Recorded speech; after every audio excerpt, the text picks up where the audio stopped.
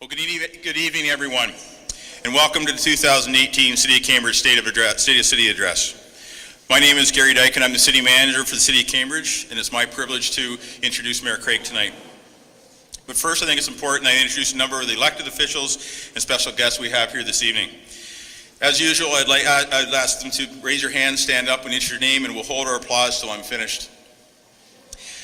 First, representing Marwan Tabara, MP for Kitchener South Hesper, Liana Aruhu. Thank you. I brought my interpreter with me tonight, so we're good. The Honourable Catherine McGarry, MPP for Cambridge, Minister of Transportation. Ken Sealing, Regional Chair. Mayor Dave Jaworski, City of Waterloo. Mayor Barry Verbonovic, City of Kitchener. Mayor Sue Foxton, North Dumfries. Mayor Joe Nowak, Wellesley. Mayor Les Armstrong from Wilmot. I'd also like to welcome our regional councillors, Carl Kiefer, Helen Jowett, Karen Redmond, Elizabeth Clark, Jeff Lorenz, Diane Freeman, hi Diane, and Tom Galloway, as well as our own Cambridge councillors, Shannon Adshade, Mike Devine, Nicholas Ramada, Mike Mann, Frank Montero, Donna Reed, and Pam Wolf. And lastly, introduce some of my colleagues, Tim Anderson, the CEO for City of Waterloo, Dan Chapman, CAO for City of Kitchener, Chief Brian Larkin, and Superintendent Shirley Hilton. Now you clap.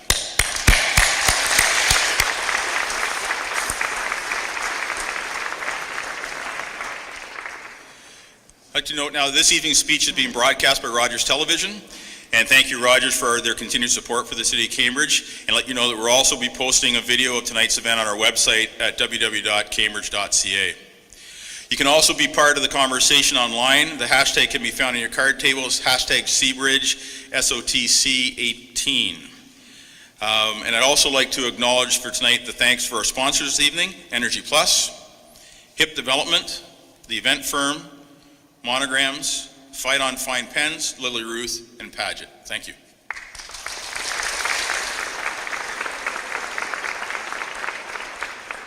As in previous years, this evening is in support of the Cambridge Self-Help Food Bank, an extremely worthy cause within our community.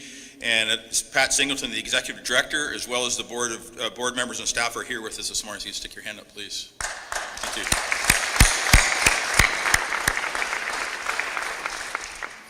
As City Manager, I'd also like to take a moment to say that I'm very proud of the City of Cambridge and what we have achieved over the last few years. Last year, we created a more efficient corporate structure. We've moved from 4 departments to 3 to align areas that complement each other and have synergies across our service base. Many of our key initiatives for each department are listed on the boards that you see set up as you walked in today. And if you have any questions, we have staff here to answer them for you. We are focusing on positioning Cambridge as a municipal leader and innovator. We are continuously working to make our community a better place to invest, work, and live. And all our work is guided by 3 strategic themes of people, place, and prosperity. And to exemplify that, we'll now play a short video promoting the City of Cambridge.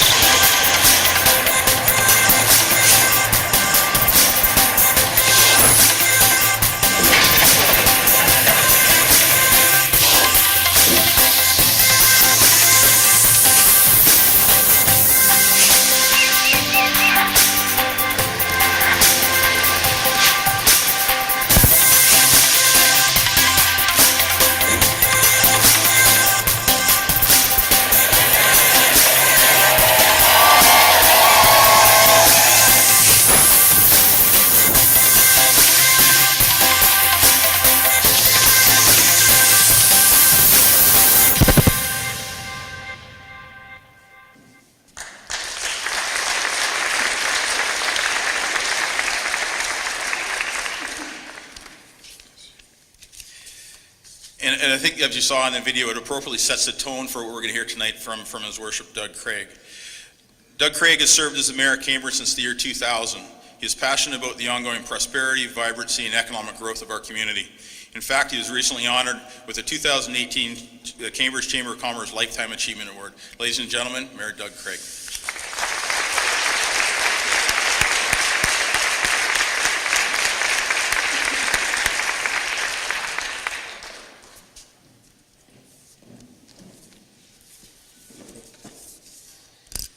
Well, ladies and gentlemen, it's a pleasure to be here. It's a pleasure to see so many of my friends. And, I had a little comment given to me before I came down today from my good friend, Rob Deutschman. He says, don't be boring. So I'm going to do my very best this evening.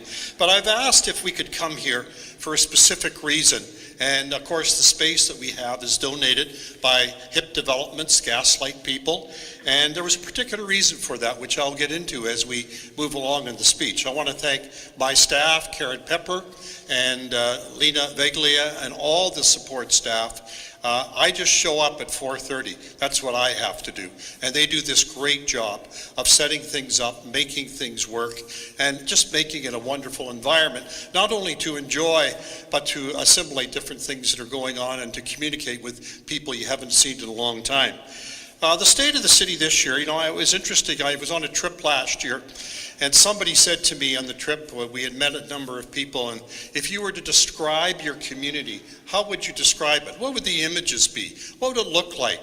And I thought about it, and I had 4 things that came to mind right away. First of all, the city of Cambridge, I think of church steeples. I think of blue herons up in the Preston area. I think of Jacob's Landing up in Hespeler. And of course, I think of Manchester Public School, because that's the place where you see this inclusivity of the students and the changing world that is taking place all around us. And so to me, that's my baseline. And from that, I want to build on that and make things better for the city of Cambridge. And let me begin. I want to start first with an article that came up in the Toronto Sun a number of months ago. And it was about the development that had been going on. That's our pedestrian bridge. But in the bottom left-hand corner, it talks about Cambridge is undergoing a renaissance. And that's exactly what is happening. It is a renaissance in terms of the developments that are taking place here and the things that are happening that really have made this into a very interesting and unique area. And if you look at a renaissance, you go back to the 14th century. I'm going to take you back just a bit to understand it. It really started to blossom in Florence, Italy. That's where the Renaissance began. And what it was the Medici family, who were the patrons and who were a dynasty in Florence for over 200 years, that brought people together in terms of supporting the arts, literature, sculpture, painting, music, everything. And the Renaissance blossomed from there to other Italian cities like Venice. And so what I'm saying is, there are parallels in terms of some of the things that have happened in a Renaissance and what's happening here in different parts of the region, but specifically in Cambridge. And what I'd like to do is let's move up to the 21st century. And you have 21st century Florence, and beside it you can see 21st century Cambridge. And look at the comparisons in terms of the type of beautiful environments that we have on the river. And that's really an important aspect. And of course, we come to the Gaslight District. This is the new announcement by HIP Developments. And what was really special about that, Scott Higgins talked about Gaslight. And he didn't talk just about assessment and tax exemptions. He didn't talk about building permits. He talked about arts and culture, people coming together and becoming a new environment in the downtown. And it almost a philosophical statement as a builder of what he wants to see down here. So what are we going to see down here in Gaslight? We're going to see all the condos that are taking place down here, 400 residential condos. We're going to see behind where I'm standing, the new hydro offices down that'll be taking over Cambridge and North Dumfries. This will be the event space where we're all sitting right now, going back to a wall back there where there'll be a market. There'll be a place for artists too, over a couple thousand square feet for artists. We're going to have an acre of open space for people to meet. This again is bringing people together. It's about building intersections, it's about building culture, and it's about building a completely different environment for the city of Cambridge, when it's within itself will become something to be particularly special in our particular community. And if you look at, you go up to starting at Queen Square and you come down, what do we have as Scott would say, in the district? And he calls it that. And I think it's really an interesting concept. In the district, we have the School of Architecture, we have Drayton Theatre, we have now the Gaslight District, we have a pedestrian bridge that crossing the river that will be the terminal on the other side, hopefully for the LRT that's coming down. So it's becoming very specific. But on the shoulder of all of this is the new Innovation Center right next door, which is going to be where we will be having a new building that is somewhat similar to this in the way it looks, in terms of different space that it's providing, over 13,000 square feet for Conestoga College for research and development that is coming in. You have 13,000 square feet for startups in the building, that and for companies that are in their primary stage of being put together. And then you're going to have space there for the city of Cambridge. We are in fact moving out some of our staff, our economic development staff, and we're moving them into the Innovation Center because we want to be where the action is. And so what we have is Invest Cambridge, which will be there. And that group of people that you see in the picture, in fact, are our staff looking at moving in at the space they're going to have at the Innovation Center.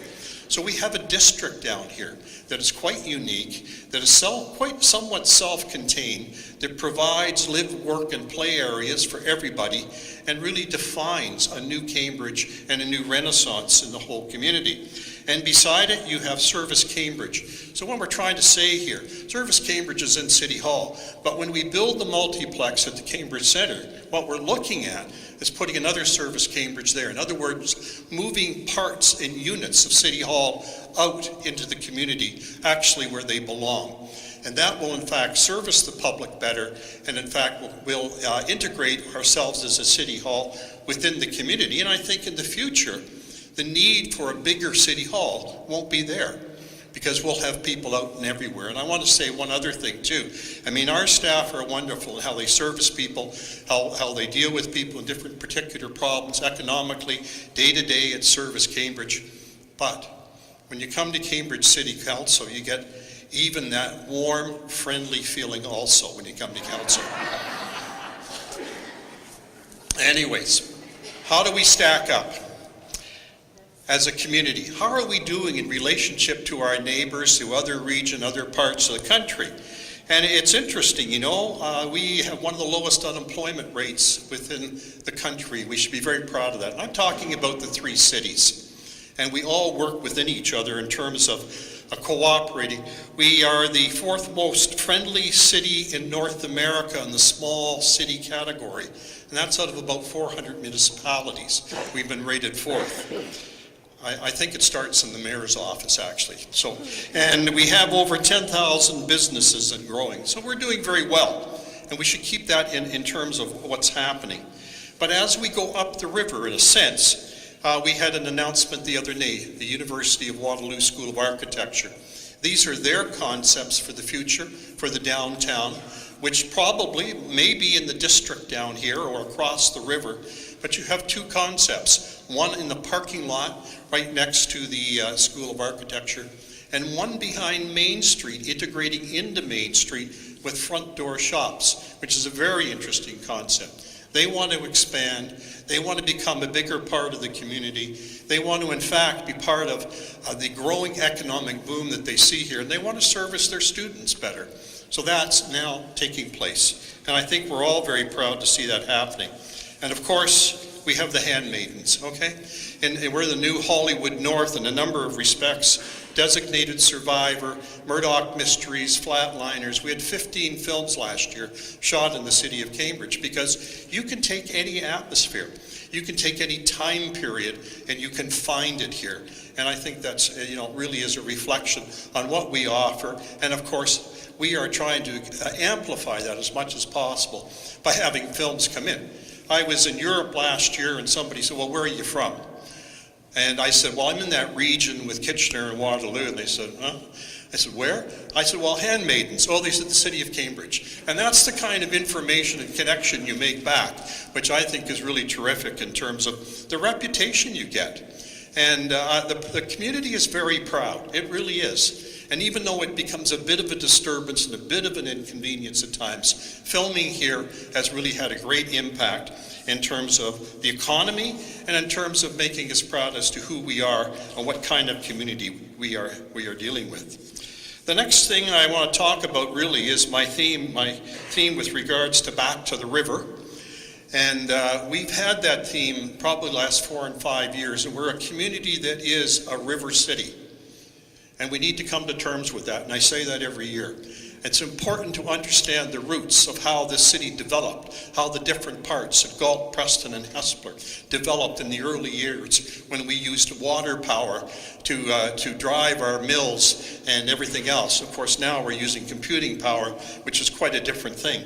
But it's what brought us together as a city, and it's a very important aspect of it. And so I want us to light our way, and that's one of the things I want to do, is that when you have a river that is beautiful, you want to, in fact, amplify it at night so that people, not only in the daytime, can feel safe walking, but can feel the same thing at night as they're walking on the trail systems along the river and other parts. The pedestrian bridge is now almost complete, and we will see an opening of the pedestrian bridge on May 26th. It's been a long time coming. There were a few little problems, but that's been straightened out, and we will have LED lighting on it. We can light it up different colors during the night. It will always be lit at night because of for safety issues, and that's part of who we are. And like I said, it terminates right here at Gaslight. It goes across the river, and what's being proposed by regional staff is to have a terminal for the LRT. So in fact, it really was not a bridge to nowhere, it's a bridge to everywhere, and we should be proud of that. The next thing is the Main Street Bridge, and it's all our bridges. We need to light them up, and we will be looking at that as we go and how we can fund it, how we can move along. So we will be looking at Main Street, we'll be looking at Park Hill, Concession Street bridges in the future, and what we want to do is to, in fact, make them important in terms of lighting them up. Going up the river into the Preston area, there are 3 things. First of all, there's the dam, which the council has decided it wishes to rebuild. It's always controversial no matter what you do. If you take it down, you're wrong. If you keep it, you're wrong. But the point is we have to follow our hearts and what we think is important, and the heritage vista of that particular area was important to the people of Preston, and we made that decision. And I think for myself and for the people of Preston, it was the correct one. And then you see a picture of where Carl Kiefer once inhabited, which is Preston Public School. And I put it in there for a specific reason, because it would give us a location point of a particular area, because behind that, on the river, there is now an EA process in its very early stages to build a pedestrian bridge across the river into the rare lands. That's in the early stages, and that's our second pedestrian bridge in the city of Cambridge. And finally, all that construction you see really is in Hespeler, but I needed a good slide to talk about streetscaping. We have put with the region, and which the largest amount from the region, $50 million into road reconstruction in the Preston area. And I think that's important to understand. And we had to do that first. And now in 2019, 2020, and I hope we'll be having public meetings on this, we will be doing the streetscaping in the Preston area and demonstrating that in fact we're more than just roads and sewers and sidewalks, but we're also a city that believes in the beautification of its commercial areas. And finally, at the very top of the river system, of course, is Ellicott Landing, and my hope that in fact we can expand that and have a boardwalk system down in the Mill Pond. Living in Hespeler for over 40 years, and I've said it for years, The mill pond is the crown jewel of the region that a lot of people don't really see, understand, or know is there. It's absolutely a wonderful area with environmental aspects to it, everything that is taking place. And I think it's important to bring people to the mill pond to give them further access in and about the mill pond so that they will become the defenders of those natural areas in the future. And that's what generally happens. And I think finally, if I may say, I got Spark Street. Well, Spark Street isn't in Hespeler, and that we do know.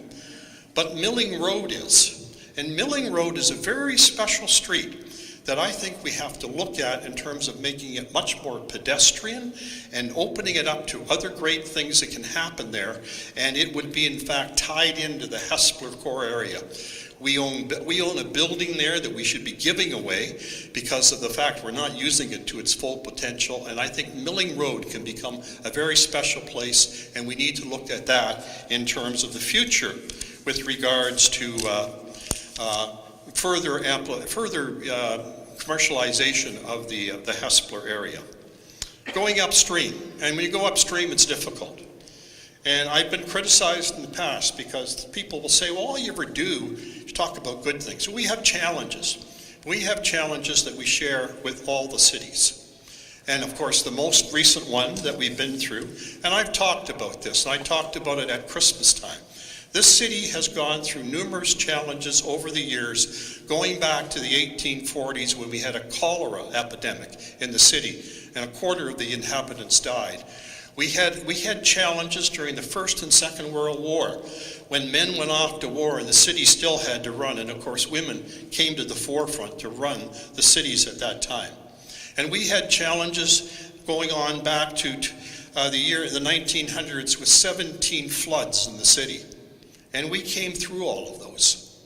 And we now have a challenge, and we share this with our friends, challenges of addiction and opiates in the community. And we're going to be dealing with that. So what did we do? We set up a community task force, a task force that dealt with public safety, dealt with homelessness and advocacy. And that task force is up and running. What did we do? We sent out our own crews to help pick up needles. And our community worked with us with regards to picking up needles and taking it away from areas that weren't safe for children and adults. What did we do? We sent Councillor Mike Mann and Frank Montero across Ontario researching SIS sites to get an understanding of the effects of an SIS site on our downtowns. What did we do? We put in an interim control bylaw to protect our downtowns. Those are the things we have done. But that's now. There is a future here, and a future that we have to deal with as a regional community. So where do we go? And I come back to one of our strongest suits, and that's going back to our neighborhoods. And we have to look at what the neighborhoods we have here. The neighborhood associations in Cambridge, we have 9 of them. They have 550 recreational programs. They have 54 camp programs, and there's close to 5,000 youth that are registered in our neighborhoods. And we have been putting money in, and we have been supportive of these neighborhoods for over 30 years. And we will continue to do that because we understand that this is the basis of where you really deal with social problems and how you can mitigate them to a great extent. But what I want to propose, and we've heard a lot about different things that are happening with addictions, especially with young people, addictions of alcohol, tobacco, and drugs. We need to have a time period from age 12 to 16, 18, when we intervene more as parents, as a community, and as neighborhood associations, and how to mitigate these addictions. And recently we had the Icelandic model that was shown to us, which is a model of drug prevention, one that's been very successful in the country of Iceland. But we're not Iceland, and we can't just simply pick something up and transport it here. But what we can do is we can learn pieces and parts of it that can be adapted here. And I think that's where we need to go. We need to go in terms of learning and understanding and see what we can adapt as a community and adapt it to, and set up pilot projects in some of our neighborhood associations to see if in fact we can achieve the mitigation and the decrease in addictions that we see. We have to deal with young people. We have to help them. We have to support them. We have to be out there with new programs. And I'm proposing, in fact, that's what we ought to be doing. So how do we do it instead of just a program in the neighborhood associations? You do it with your new complexes like the multiplex that we're now proposing to build at the Cambridge Centre. You do it in terms of performing arts for the kids of the city. And we look to, and we should play to our strengths. And one of our major strengths in this city is Drayton Theatre. Drayton Theatre that wishes to be involved in a performing arts school, that wishes the city to be involved in terms of bringing youth involved that don't play sports and getting them up off the streets into other things than what we are doing already. And also, if I can go on, is the ID exchange, the new post office that we're building. It's the first complete digital library in Ontario, if not Canada. It was, in fact, the architect that designed the old post office was the architect that designed the Parliament buildings in Ottawa. So it's very special. It's a national designation. And what have we done? We've put $15 million into to marry the 21st century technology with a 19th century building. And I have to say, in terms of what our staff have done, what the contractors done, we have this magnificent edifice sitting up on the other side of the river that will be opening in June 28th. And we'll be inviting a good part of the community to really, in fact, celebrate that with us in terms of where we're going. It's for youth mainly, but it's for the community in general. And these are all the different pieces of youth that I think, in terms of supporting youth, that we need to do. And I read an article and said, are today's teenagers smarter and better than we think? And I can tell you personally they are. I've been out to classrooms in Preston. I've been out to classrooms in St. Benedict's and in Jacob Hespler and to Galt Collegiate. I was at a demonstration of a classroom of William Davis at the library. And I'll tell you, we don't really give youth the credit they deserve, and we don't, in fact, I think in a number of ways, support them in terms of the abilities they have at an earlier age than we ever enjoyed. There's no question about it. And I have a young lady here today, Emily, who I'm very proud of, who's sitting over here that I invited down because she is the only person in the last 3 or 4 years on a political question that put me right back in my heels when she asked it. And so I said, you got to come. And she's interested in politics. And she has been for a while. And I'm very proud of this young lady. I'm glad she's here. And I think as we go on in this, you look at what American youth are doing in the United States. They're changing the world there in many ways. And they're putting a lot of pressure on people, the senators and the representatives in terms of what they're doing. And they are, in fact, changing what's going on. I think we have to be very cognizant of that ability. And finally, should youth get the right to vote? And I think it's something we need to start talking about. I was at one of the schools with the Premier of Ontario, and she had a session there, and she was being asked questions by all the teenagers there, the students at the school. And the very last question she got was, why can't 16 and 17-year-olds vote? And that was from a student. And I think it's something we need to consider. I'm not suggesting being candidates. I'm suggesting in municipal elections, why can't we start them there? And start involving them in our community and making them part of a greater direction that we are going in. And I'll be looking at that in the future. And finally, in my last topic, and it's about building stronger cities. We have to build stronger cities, because cities, in fact, in the future, if you look at them, are going to change. If you go back to the 19th century, there were 4 major cities. There was New York, London, Paris, and Berlin. Those were the 4 major cities. And those were the cities that, in fact, over that period of time, were the major players in the world. If you go now to 2018, you have over 20 cities with populations over 15 million people. Well, what does that mean? It means cities are getting bigger and bigger, and national governments and provinces and states are somewhat getting smaller in terms of their influence. In fact, we had 308 cities that signed on to the Paris Accord on climate change. 2 of them in the United States, New York and San Francisco, although the United States didn't sign on. And it really goes to show the power and the presence of cities and the power that they're becoming. In 2050, 70% of the world's population will live in cities. 70%. And that is something we have to start contemplating. And we have to start looking at new arrangements for cities, because we can't live with the financial supports that we have right now, with the legislative restrictions we have right now, and grow and prosper as a community. So I'm going to get into something very specific. Where do our tax dollars in Canada go? And as you can see, 44 cents of every dollar of every dollar collected goes to the province, 47 cents goes to the feds, 9 cents goes to the municipal government. That's how we split up revenue in Canada, even though cities are growing and need more supports. And then, of course, we have the infrastructure deficit that you hear about all the time. And the infrastructure deficit really deals with how, in fact, since the 1960s, the cities have been downloaded on with enormous issues around infrastructure, and us paying for infrastructure we can't afford. We now own about 67% of the infrastructure in Canada. We now have that responsibility.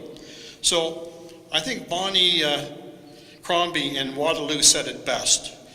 You can't build a 21st century city with a 19th century tool, which is property taxes. And all of us as elected officials hear it every year about the onus on property tax and how people are complaining about it, how it's unfair. Well, it is unfair in a number of ways, and we have to deal with it. And sadly, and you see it in the newspapers, Waterloo a couple of weeks ago, they had a report come down talking about a 4% increase for each year for the next 10 years to deal with their infrastructure issues. 4% increase each year. That is not unusual across Ontario if all cities were in fact honest about how they were putting out the difficulties they were having. And in fact, in Toronto, there was a report that came out and said $1.3 billion in 5 years will be needed, and we don't have it. And that's exactly what's happening. So where do we go? What do we do? How do we deal with this? Well, quite clearly, a mistake I think was made last year.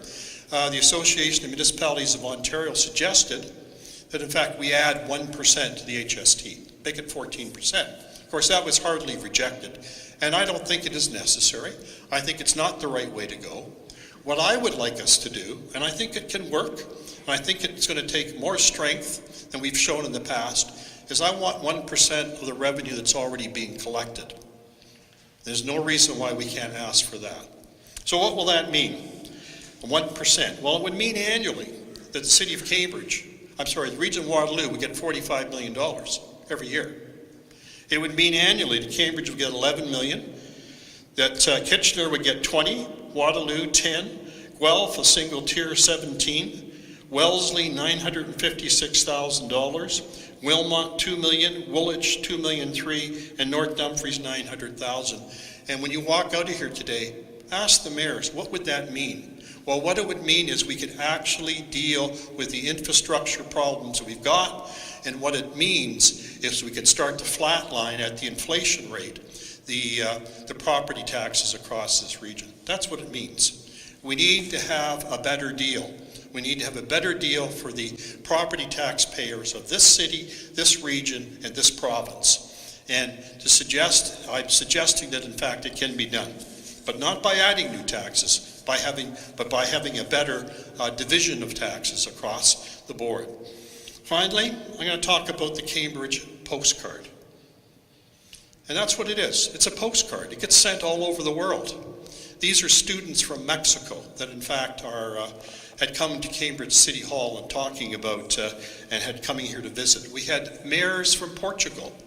We are in a number of wedding albums everywhere because of brides and grooms that stand in front of the Cambridge sign.